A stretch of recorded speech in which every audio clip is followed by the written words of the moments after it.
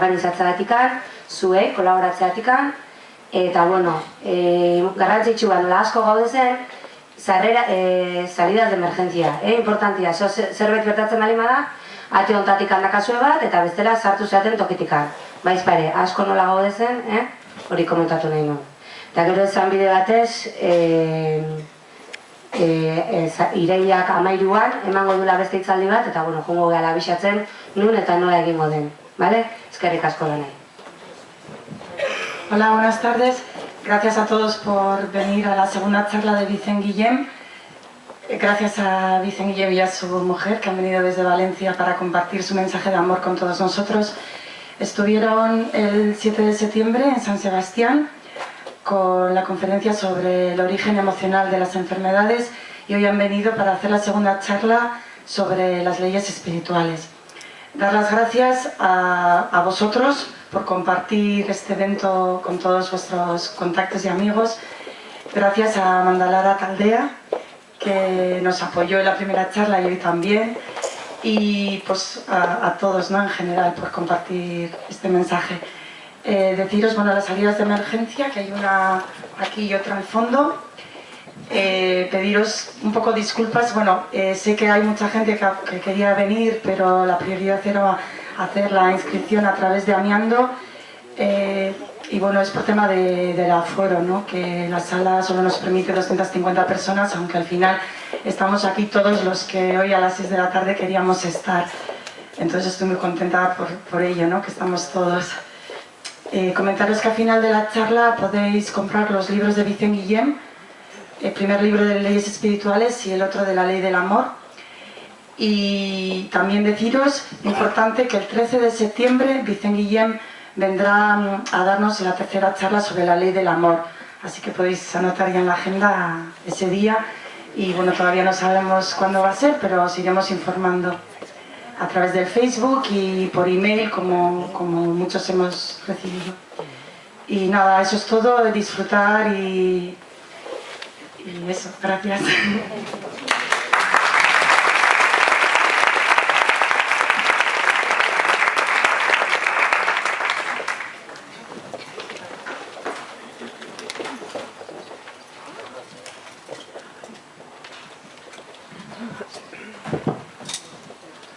Arratsaldeon, bueno, muchas buenas tardes a todos y muchas gracias por venir.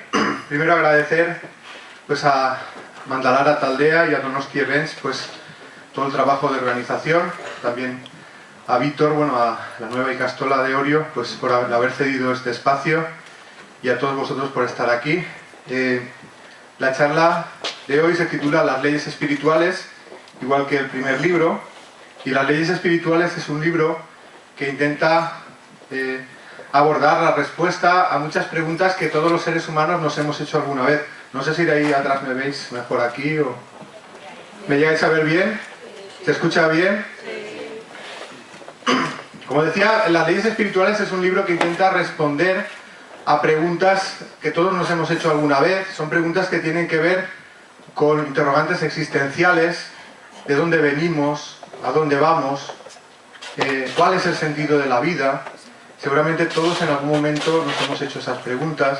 También nos habremos preguntado por qué existe el mundo, por qué existe la vida. ¿Ha venido de la nada? ¿Ha sido creada por alguien, por un ser superior? Todos nos hemos preguntado si las vidas tienen un sentido, si hemos venido a hacer algo particular a la vida. Incluso también nos habremos preguntado alguna vez si existe la vida después de la muerte o se acaba todo cuando se muere el cuerpo. O incluso algunas personas habrán preguntado si el principio de la vida es el nacimiento o antes de nacer ya existimos de alguna manera. Aquí he puesto una imagen del antiguo Egipto. Sabéis que los egipcios creían en la vida después de la muerte y algunos creían que les haría falta ese cuerpo que ya se había muerto y por eso se esforzaban mucho en embalsamarlo. También nos habremos preguntado alguna vez por qué hay personas que mueren de viejas, viven muchos años, mientras que hay otras personas que mueren a una edad temprana por diferentes circunstancias. Incluso sabemos que hay niños que nacen muertos y nos preguntamos ¿por qué? ¿Qué sentido tiene eso? Que un niño nazca muerto, no ha tenido oportunidad de vivir. ¿Tiene algún sentido eso? o no lo tiene y se lo estamos buscando. O también nos habremos preguntado alguna vez por qué hay personas que nacen enfermas, con una enfermedad de nacimiento, mientras que la mayoría de personas nacen sanas. Parece como una fatalidad del destino, ¿no? Solo por el hecho de nacer con una enfermedad, tu vida va a ser una vida de donde parece que el sufrimiento vaya a estar presente para siempre, mientras que otras personas que nacen sanas parecen privilegiadas porque no nacen con ninguna enfermedad. O seguramente nos habremos preguntado por qué es tan injusto que por el hecho de nacer en un lugar o en otro, tu vida vaya a ser una vida donde puedes ser feliz o una vida destinada al sufrimiento. Por ejemplo, un niño que nace en un país en guerra, donde se pasa hambre, o en una familia donde lo van a maltratar, donde no lo quieren, mientras que hay otros niños que nacen en una familia donde va a ser querido, o en un ambiente donde va a tener todo lo que necesita. Parece ser que solo por el hecho de nacer en un lugar o en otro, tu vida esté predestinada al sufrimiento o tenga la posibilidad de ser feliz. O en general nos podemos preguntar por qué existe la maldad que ha llevado al ser humano pues, a cometer las mayores atrocidades. En el otro lado podríamos preguntarnos si existe la felicidad. Creo que el deseo, el anhelo de todo ser humano es llegar a ser feliz. Pero si miramos un poco cómo está el mundo, cómo está la gente, la verdad es que hay muy poca gente que es realmente feliz. Y las personas que no son felices seguramente se preguntarán ¿por qué no soy feliz? ¿O cómo se puede llegar a ser feliz? ¿O qué me impide ser feliz? Intuitivamente asociamos el hecho de ser felices con el hecho de conocer el amor. Por ejemplo, el amor de pareja. Por eso todos hemos anhelado encontrar ese amor de pareja que nos haga felices. Pero también es cierto que hay personas que dicen haber amado mucho en la relación de pareja y en vez de decir que son felices, lo que dicen es que ese amor ha sido la gran causa de sufrimiento de su vida, hasta el punto de que esas personas asocian el amor con el sufrimiento y desean no amar para no sufrir más. Pero ¿sabemos lo que es el amor? ¿Sabemos lo que son los sentimientos? Eso también lo intentaremos responder a lo largo de la charla. Incluso habiendo sido relativamente felices en la vida, llega un momento en que nos morimos nosotros o se mueren las personas que queremos. Y como la mayoría de personas creen que con la muerte del cuerpo físico se acaba todo, pues cuando se muere nuestro ser querido, pues se vive esa circunstancia como la circunstancia de mayor sufrimiento en la vida, porque creemos que ese ser que nosotros queríamos ha desaparecido para siempre y que ha finalizado la relación de amor que teníamos con ese ser. Todas estas preguntas sin aparente respuesta hacen que muchas personas tengan la percepción de que la vida es muy injusta porque está llena de muchos sufrimientos a los cuales no le encontramos un sentido. Pero uno se puede preguntar, ¿existe una respuesta a estas preguntas? Y si existe, ¿cómo se puede acceder a ella? En mi búsqueda de respuestas personal, lo que más me ha ayudado son los testimonios personales, los que he vivido en primera persona y los que he podido conocer de otras personas. Ahora me gustaría repasar un poquito en qué consisten esos testimonios, porque nos van a servir para contestar a todas estas preguntas. Por ejemplo, el de las personas que han pasado por la experiencia de muerte clínica. Muchas personas que han pasado por la experiencia de muerte clínica, o sea, han estado en parada cardiorrespiratoria, cuando son reanimadas, cuentan una historia que ocurrió en ese intervalo de tiempo donde supuestamente estaban muertos. Y precisamente, o muchos de esos testimonios son coincidentes en lo que cuentan. Ahora hablaremos de en qué consiste. También tenemos el testimonio de personas moribundas, que en el final de su vida también empiezan a contar cosas que les están ocurriendo que parecen extraordinarias, pero que son muy comunes de unos seres humanos a otros. También tenemos el testimonio de personas que afirman recordar vidas pasadas, mientras que hay otras que afirman haber contactado con seres que ya han fallecido. Vamos a repasar cada uno de esos testimonios para ver qué nos dicen. Hablemos primero del de las personas que han pasado por la experiencia de muerte clínica. Estas personas describen que lo primero que les ocurre es que se separan de su cuerpo.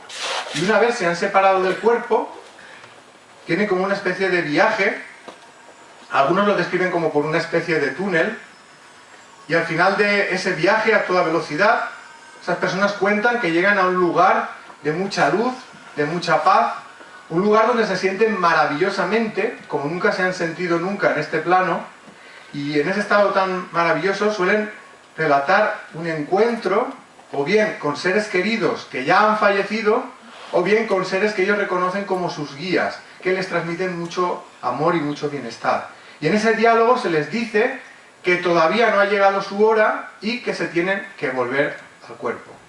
Y muy al contrario de lo que normalmente pensamos, que cuando alguien se muere pensamos, pobrecito, y al mismo tiempo pensamos, menos mal que no he sido yo ni nadie de mi familia y que se ha muerto, estas personas opinan justo lo contrario, que lo que sería una suerte sería quedarse allí, y lo que les resulta difícil y doloroso es tener que volver a su cuerpo físico y a su vida física. Tal vez sea por eso que casi todos los que se van no vuelven. Pero sí que es cierto que esas personas que vuelven cambian totalmente su forma de ver la vida. Por ejemplo, dejan de tenerle miedo a la muerte, porque han echado un vistazo y lo que han visto tiene muy buena pinta, con lo cual no se asustan ante la muerte. También suele ocurrir que experimentan un cambio de valores en la vida. Generalmente las personas estamos muy preocupadas por el éxito, la fama, tener dinero, ser sexys para ligar más, pagar la hipoteca, ese tipo de cosas. Sin embargo, estas personas se dan cuenta que todo eso no tiene la mayor importancia, que lo realmente importante es desarrollar los sentimientos. Por eso cuando vuelven empiezan a cuidar más las relaciones humanas, porque se dan cuenta que es algo muy importante. Hay investigadores que se han dedicado a estudiar este tipo de testimonios porque eran muy comunes y ya no se podía hacer caso omiso o mirar hacia otro lado. La ciencia tenía que preocuparse de estudiar también estos casos. Quizá uno de los pioneros en la época moderna es el doctor Raymond Moody, psiquiatra y filósofo, que ya escribió en los años 70 un artículo de investigación titulado Experiencias cercanas a la muerte, un dilema para la medicina. Y posteriormente escribió un libro que se llama Vida después de la vida. Es un libro que después de ser publicado pues trajo mucha polémica, pero que también sirvió para que otros investigadores dieran el paso de contar lo que ellos estaban estudiando. Otro investigador que ha publicado sobre este tema es el doctor Melvin Morse, un pediatra que trabajaba en un hospital infantil en Seattle. Los casos que describe Melvin Morse son casos de niños que han pasado por la situación de muerte clínica. Él, por cuestiones de trabajo, atendía urgencias de niños que entraban en parada cardiorrespiratoria y luego eran reanimados. Pues resulta que los niños cuentan la misma historia que los adultos, y esto nos debe de servir para darle mayor veracidad a esos testimonios, ¿no? Porque cuando uno oye hablar de las experiencias en adultos, tiende a pensar, bueno, eso son alucinaciones que uno tiene porque no nos queremos morir. Y nos inventamos una fantasía alrededor de la supervivencia después de la muerte, precisamente porque no queremos morirnos. Sin embargo, aquí ha habido casos de niños muy pequeños, de 3, 4 años, que apenas empiezan a hablar y que todavía no se han formado una idea de lo que es la muerte. Por lo tanto, ni siquiera le tienen miedo. Sin embargo, los niños contaban la misma historia que los adultos, con los mismos detalles. También es difícil de entender que un niño tenga esa imaginación tan rica como para imaginar una circunstancia tan compleja como la de la experiencia cercana a la muerte. Todo esto lo publicó también Melvin Morse en un artículo en el año 94 titulado Experiencias cercanas a la muerte y visiones relacionadas con la muerte en niños, aplicaciones para la medicina, y un libro que se titula Más cerca de la luz, lo que revelan las experiencias próximas a la muerte de los niños. Otros investigadores ya en una época más reciente son el doctor Sam Parnia, cardiólogo y doctor en biología celular que trabaja en la Universidad de Southampton, y el doctor Peter Fenwick, neuropsiquiatra que trabaja en el hospital Maudsley, los dos en el Reino Unido. Ellos conjuntamente y con la colaboración de otros científicos y médicos de más de 25 hospitales, han creado el estudio AWARE para estudiar la situación de muertes clínicas y para estudiar las experiencias cercanas a la muerte. Como digo, es un proyecto donde participan más de 25 hospitales, sobre todo del Reino Unido y de Estados Unidos. Es un estudio que a finales de este año ya pretende tener resultados que serán publicados, pero antes de ese proyecto ellos ya habían publicado varios artículos de trabajos realizados en sus hospitales, donde pues recogían todos los casos que había de muerte cardíaca, de parada cardiorrespiratoria, y veían que alrededor del 18 o 20% de esas personas que experimentaban la muerte clínica tenían además una experiencia cercana a la muerte. Es decir, que no es todo el mundo que llega al umbral de la muerte el que tiene la experiencia, solo una parte. El doctor Pim van Lommel, cardiólogo del Hospital Ringstate en Holanda, también se ha dedicado a estudiar estas experiencias. En el año 2001 publica en la revista Lancet un artículo titulado Experiencias cercanas a la muerte en supervivientes de paro cardíaco, un estudio prospectivo en Holanda. En este estudio recogen 400 casos de personas que han pasado por la parada cardiorrespiratoria y alrededor también, pues eso, del 18% experimentan además una experiencia cercana a la muerte. La revista Lancet es la número 2 en investigación en el mundo. No penséis que se trata de la hoja parroquial. Es algo, con todo respeto a la hoja parroquial, pero son estudios bastante bien elaborados y muy bien hechos. En todos estos estudios llegan a la misma conclusión, que las experiencias cercanas a la muerte no son alucinaciones, no están influidas por las creencias, no están influidas por la medicación que estas personas reciben, sino que son experiencias reales, que nos están hablando de que la conciencia sobrevive a la muerte del cuerpo físico. Hay otros investigadores, podemos citar en España el trabajo del doctor Enrique Vila, que ha publicado un libro titulado Yo vi la luz, experiencias cercanas a la muerte en España, o el doctor José Miguel Gaona, que ha publicado un libro que se llama Al otro lado del túnel, también con ese tipo de experiencias. También Jean-Jacques Carbonnier, médico anestesista francés, las pruebas científicas de una vida después de la vida o 7 buenas razones para creer en el más allá. Esto simplemente lo pongo para que sepáis que es un tema que se está investigando a nivel científico, porque siempre uno pensaba que el tema de la muerte era una cosa que la ciencia no puede estudiar o no se puede demostrar científicamente. Yo creo que sí que se puede intentar estudiar. Creo que la ciencia debe ser la búsqueda de la verdad. Y en esa búsqueda de la verdad no podemos ponernos barreras. Y uno de los interrogantes, los enigmas de la vida es qué ocurre cuando nos morimos y qué es lo que viene después. Por eso creo que también debe ser objeto de estudio científico riguroso. Hablemos ahora de las experiencias de personas moribundas, porque también ellas, en ese final de su vida, están teniendo unas experiencias muy similares a las del grupo anterior. Porque muchas de esas personas afirman que ven y conversan con seres queridos que ya han fallecido, o incluso con seres que ellos describen como seres de luz, seres luminosos, que parece que les están ayudando a prepararse para esa transición hacia el otro lado, ya que nosotros estamos tan asustados que más bien no les echamos ningún cable, pues desde el otro lado intentan aportar lo que a nosotros nos cuesta aportar. Estas experiencias son tan habituales que cuando una persona está moribunda en un hospital, los médicos se acercan a la familia y le dicen: prepararos que vuestro familiar va a empezar a alucinar.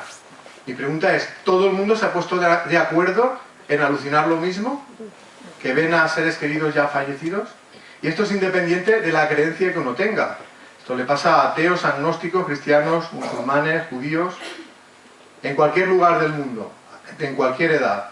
Creo que para mí eso es un reflejo de que no se trata de ninguna alucinación, sino que es una experiencia real, que si nos tomáramos la molestia de estudiar, nos daría muchas pistas de qué es lo que pasa cuando nos morimos y qué es lo que viene después.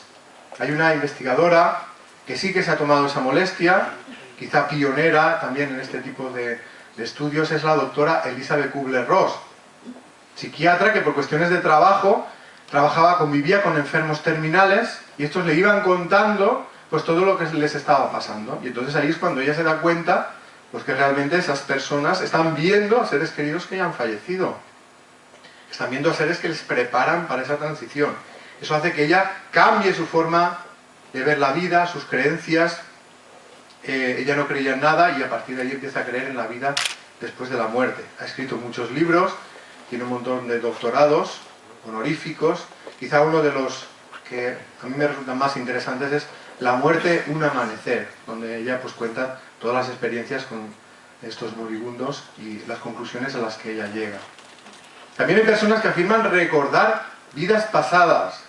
Algunos de esos recuerdos son espontáneos, sobre todo en niños de corta edad, mientras que otros se pueden obtener a través de hipnosis regresiva. Hay un investigador, el doctor Ian Stevenson, médico y bioquímico canadiense, que trabajaba en la Universidad de Virginia, que se dedicó a intentar comprobar si estos recuerdos, supuestos recuerdos de otras vidas, habían ocurrido en realidad o no. Intentar verificar históricamente si esos recuerdos eran reales. En su universidad han conseguido tener una base de datos donde han reunido más de 2000 casos de niños que han verificado que ese recuerdo que tenían había sido real. Hay casos extraordinarios. Yo ahora recuerdo el caso que cuenta en uno de sus artículos. Era el caso de un niño de un país asiático, no sé si era Indonesia o... el cual decía que él en otra vida, en la vida anterior, había sido maestro de escuela, y que cuando estaba yendo a clase en bicicleta, alguien le disparó un tiro y lo mató. Además él dijo cómo se llamaba y la ciudad, el pueblo donde había sido maestro. Ian Stevenson toma conocimiento de este caso y entonces intentan ver si lo que el niño dijo era real o no. Y efectivamente encuentran que en ese pueblo había un maestro en esa escuela que se llamaba como el niño decía, que efectivamente fue asesinado cuando iba en bicicleta al colegio. Además fue asesinado de un disparo en la cabeza. Tuvieron los datos de la autopsia y vieron que la trayectoria de la bala era desde el cogote y salía por la frente. Resulta que este niño tenía dos marcas de nacimiento, una en la frente y otra en el cogote, con la forma de la trayectoria o el dibujo de la marca de la bala. Hay muchos casos que resultan extraordinarios, aunque parezcan irreales, os digo que existen. Hay niños que recuerdan, empiezan a hablar en un idioma que no han conocido en esta vida y al cual no han estado expuestos. Parece ser que es el recuerdo del idioma que habían hablado en la vida anterior. Hay niños que han muerto a una edad temprana y han vuelto a encarnar rápidamente, de manera que su familia de la vida anterior todavía está físicamente viva en la actual vida del niño, y con los datos que el niño da es posible encontrar a la familia de la vida anterior. Hay casos extraordinarios también verificados. Uno de los libros de Ian Stevenson es 20 casos que hacen pensar en la reencarnación o niños que recuerdan otras vidas, donde están los casos mejor documentados. También ha escrito varios artículos de investigación sobre el tema. Ya en el año 77 escribe el artículo titulado El valor explicativo de la idea de la reencarnación. Luego posteriormente escribirá en el año 83 Niños americanos que dicen recordar vidas anteriores, o varios casos de reencarnación en Sri Lanka con recuerdos escritos hechos antes de la verificación. Un seguidor de Ian Stevenson es Jim Tucker, que ha seguido el trabajo de Ian Stevenson, ha seguido publicando artículos donde se reportan casos de niños que recuerdan otras vidas, y ha escrito un libro que se llama Vida antes de la vida, los niños que recuerdan vidas anteriores. También os lo recomiendo. Tenemos también el caso de personas ya adultos que a través de hipnosis regresiva recuerdan vidas anteriores. También estos testimonios han llegado de una manera accidental, sin buscarlo esos terapeutas. Muchos de esos casos inicialmente se recogieron en consultas donde los terapeutas utilizaban la terapia regresiva para intentar sacar a la luz algún trauma de la infancia que se había olvidado pero que no se había superado y que podía ser el causante del problema que tuviera esa persona que iba a la consulta. Es decir, que ellos pensaban que esa persona con ese trauma, que no sabía situar cuándo empezó, el motivo del no poder situar cuándo empezó era porque se trataba de un trauma de la infancia temprana que habían olvidado. Entonces ellos le pedían a esos pacientes que volvieran al momento en el que se inició el trauma, esperando ellos que volvieran a algún momento de la infancia. La sorpresa para ellos es que algunos de esos pacientes, en vez de volver a la infancia, empezaban a contar situaciones que parecían haber ocurrido en otra vida. Muchos de ellos describían la forma de morir de la vida anterior y cómo esa forma de morir había causado el trauma de la vida actual. Por ejemplo, había muchas personas que tenían fobia al agua, tenían miedo a meterse en la playa, a meterse en la piscina, y no habían tenido ninguna experiencia de ahogamiento en la infancia. Resulta que cuando eran sometidas a hipnosis regresiva, estas personas contaban que en la vida anterior habían muerto ahogadas, y que esa forma de morir había sido tan impactante que se había quedado todavía como un trauma, como un miedo en la vida actual. Algunos libros que hablan sobre este tema, quizá uno de las pioneras es la doctora Helen Wambach, que ya en los años 80 escribió el libro Vida antes de la vida. Y hay casos de miles de personas que han recordado vidas anteriores. Otro libro muy conocido es La vida entre vidas, de Michael Newton. En este libro se recogen testimonios de personas que no es que recuerdan solo una vida anterior físicamente encarnados, sino que recuerdan periodos de vida en los que no se está ligado a un cuerpo físico. El periodo más común que esas personas recuerdan suele ser el periodo anterior al nacimiento. Y lo que esas personas recuerdan es cómo se están preparando en otro plano para la vida en la que actualmente están. Cómo están preparando las pruebas de esta vida, cómo se están poniendo de acuerdo con otros seres para, por ejemplo, conformar las familias. ¿Quiénes van a ser los padres, los hijos, los hermanos? Todo con el propósito de ayudarse mutuamente en la vida en la que actualmente están. Otros investigadores en el tema, el Dr. Brian Weiss, también muy conocido, tiene dos libros, Muchas vidas, muchos maestros. Yo le llamo Muchas vidas, muchas movidas. En realidad, las vidas nos pasan tantas cosas que la verdad es que a veces no desearíamos no volver nunca, ¿no? Pero nos es necesario para poder seguir avanzando. O Muchos cuerpos, una misma alma. El título del libro ya sugiere un poco el mensaje que él quiere transmitir. Que en realidad siempre somos nosotros, lo que va cambiando es el cuerpo que utilizamos en cada una de las vidas. O el libro Vidas pasadas, de Peter y Elizabeth Fenwick. Este lo teníamos ya antes estudiando las experiencias cercanas a la muerte. También se ha atrevido con la investigación de las vidas pasadas. Tenemos también en España el trabajo del doctor Juan José López, médico en Cartagena y terapeuta en terapia regresiva, que ha escrito un libro que se titula La respuesta está en el alma, donde también recoge los testimonios de sus pacientes. Hay personas que afirman haber contactado con seres que no están físicamente vivos en la actualidad. El contacto más frecuente suele ser con seres queridos que acaban de fallecer, que bien a través de sueños vívidos o bien a través de apariciones a pie de cama, en ese estado de duerme-vela, que no estamos ni despiertos ni durmiendo, pues se acercan a sus familiares y les dicen: tranquilos, que yo estoy bien, sigo vivo, continuad con vuestra vida, que ya nos volveremos a ver. Esto es algo que pasa muy comúnmente, pero muchas personas se lo callan porque tienen miedo a que los demás piensen que se están volviendo majaras. Para evitar problemas, pues uno no lo cuenta. O uno mismo tiene dudas de que esa experiencia sea real. Eso también puede pasar. Pero es algo bastante habitual. Algunos libros que hablan sobre este tema son Crónicas del Más Allá, de Sol Blanco Soler, o Visitas del Más Allá.